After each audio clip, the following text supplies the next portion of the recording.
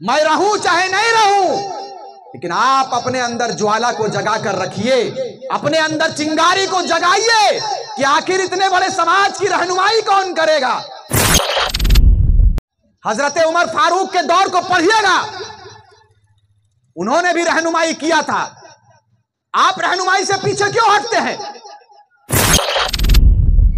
और प्रदेश के जन जन तक हम लोगों ने आवाज बुलंद किया और गांव गांव तक गलिए कहलिए कि कधिया ले सुतल रह, अब तो बेदार हो जो कि यदि भाषा थोप कर देखते हैं, मगही भोजपुरी अंगिका थोप कर देखते हैं, यदि ये लोग कुछ नहीं बोलेगा तो ऐसे ही फिर सिलेबस चलाएंगे और बाहरी लोगों का दबदबा यहां झारखंड में ज्यादा हो जाएगा। मोहंडी के पाक सरजमीन पर मस्जिद के प्रांगण इमामबाड़ा के समीप जितना जन जुटल हक, आटल हक, जितना जन एकत्रित होल हक, सबके हम अपन तरफ से क्रांतिकारी जोहार कराइए, पर्दा नसी माँ और बहन के सलाम कराइए, सबके इस्तकबाल कराइए, अभिनंदन कराइए, सबके आदाब कराइए। आज बड़ी दिन के बाद एगो फिजा बनल है, बड़ी दिन के बाद एगो माहौल क्रिएट होल है, एगो माहौल बनल है पूरे प्रदेश में, पूरे झारखंड में कि आखिर झारखंड केकर लिए है। यदि झारखंड के विभाजन होले तो झारखंड के विभाजन आखिर काहे ले होल है। यदि मोहंडी अस्तित्व में अले तो मोहंडी के परिचय की लगे।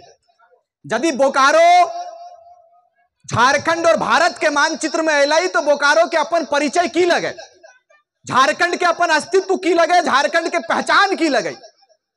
केवल झारखंड कागज कलम और कॉपी में मिल गए है मात्र है कि ये मात्र ना है, झारखंड के अलग परिचय है।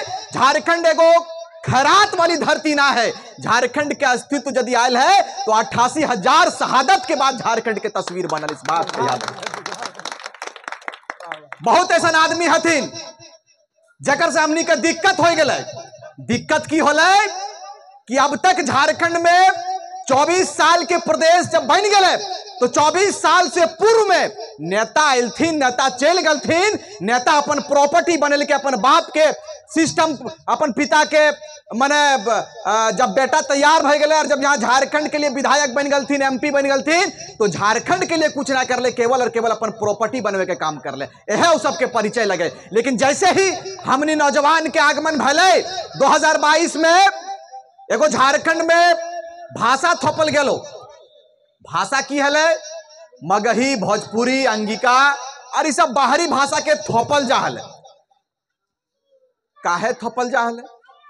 इसलिए थोपल जाहल कि जैसन विस्थापित गांव के दर्द के कोई ना समझ ले, कोई आवाज बुलंद करे वाला वैसे योद्धा ना आए, जब विस्थापित के आवाज के शिखर तक पहुंचने के काम कर ले, उसने यहां पर हमनी मौन हलिए वह खातिर तोरा पहचाने खातिर कि यदि भाषा थोप कर देखते हैं, मगही भोजपुरी अंगिका थोप कर देखते हैं, यदि ये लोग कुछ नहीं बोलेगा तो ऐसे ही फिर सिलेबस चलाएंगे और बाहरी लोगों का दबदबा यहां झारखंड में ज्यादा हो जाएगा। जैसे ही हमने कान तक आवाज ले, हमने विरोध कर लिए। हमने विरोध की कर लिए कि भाई मगही के लिए अलग राज्य है, भोजपुरी के लिए भोजपुर है, बंगालियों के लिए बंगाल है, वहां इसकी मान्यता होनी चाहिए। झारखंड में 9 जनजातीय भाषा है, उनको मान्यता देना चाहिए और उसके आधार पर सिलेबस में पढ़ाई होना चाहिए। बताइए, ये हम लोगों ने मांग किया। तो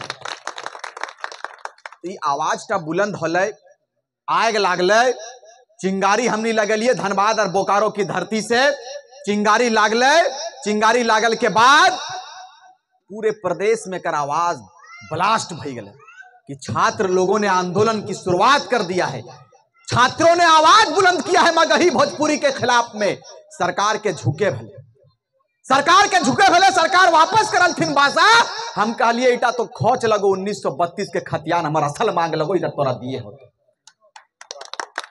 खतियान दिए हो तो। लेकिन अफसोस देख कि 55 लाख आबादी है मुसलमान के, लेकिन खाली पान खाए में नौजवान समय के बिताए दे रहे। 55 लाख आबादी हमारी है, लेकिन नौजवानों से पूछिए कि शेख भिखारी कौन था, नौजवानों से पूछिए कि कुतुबुद्दीन अंसारी कौन था, नहीं बता पाएगा, नहीं बताएगा जी, ये सच्ची बात है। और यह हक बात है जो नौजवानों को और हमारे कौम को स्वीकार करना पड़ेगा। आज लोग कहते हैं कि जयराम महतो लीडर बन गया, यह सराहनीय बात है। मैं उनके कदम से कदम मिलाकर चला। 2.5 वर्षों के आंदोलन में पूरे प्रदेश के भ्रमण हम लोगों ने किया, भ्रमण करने का काम किया और प्रदेश के जन जन तक हम लोगों ने आवाज बुलंद किया और गांव गांव तक गए और कह लिए कि कधिया ले सुतल रह, अब तो बेदार हो जो। लोग कहता है कि जयराम महतो लीडर बन गया। आपके कौम में कौन लीडर है? कौन लीडर है बताइए मुझे आप। आज नौजवानों के पास जाइए तो घर में नौजवान नहीं मिलेंगे। कोई मुंबई चला गया, कोई महाराष्ट्र चला गया, कोई चेन्नई चला गया, कोई बेंगलोर चला गया और बड़े बड़े महानगरों में 2 जोन रोटी के लिए अपने परिवार के भरण पोषण के लिए दिन रात वहां खट रहा है। यह नौबत क्यों आया भाई? आज यदि रिजवान अंसारी यदि झारखंड में निकला है तो अफसोस लगता है कि हमारे कौम की भागीदारी जिस रूप में सुनिश्चित होनी चाहिए नहीं हो पाया। यह सच है, बात को समझना होगा,